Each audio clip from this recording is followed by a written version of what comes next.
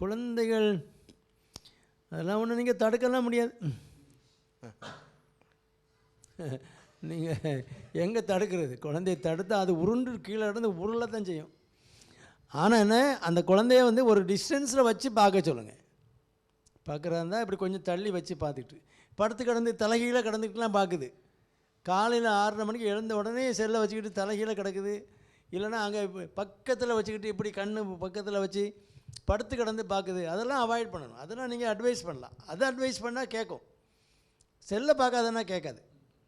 அதே எப்படி நீங்கள் செல்லை பார்க்காதுன்னு சொல்ல முடியும்? ஒரு குறிப்பிட்ட டைம் வேணால் கொடுங்க. இந்த டைம்லேருந்து இந்த டைமுக்குள்ளே நீ செல்லை பார்த்துக்க, அப்படி கொடுங்க. மற்றபடி நீங்கள் தடுத்தீங்கன்னா அதுவும் அது பிஹேவியரே மாறுது. குழந்தைகளுக்கு ஒரு ஒரு அரகண்ட் ஆயிடுது. அதை தூக்கி போட உடைக்க அப்படிலாம் ஆயிடுது. அதனால் அலோவ் பண்ணுங்கள், லிமிட்டடாக அலோவ் பண்ணுங்கள். ஒரு குறிப்பிட்ட நேரம்.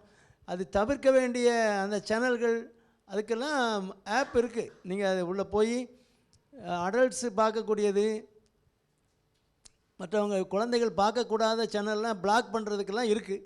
அதை கேட்டு நீங்கள் பிளாக் பண்ணி உங்கள் செல்லுகளை வச்சுக்கிட்டு பாதுகாப்பாக கொடுங்க. மற்றபடி அது குறிப்பிட்ட டைம் கொடுங்க. அது க்ளோஸாக வச்சு பார்க்குறது கண்ணுக்கு நல்லதில்லை, அதை சொல்லுங்கள்.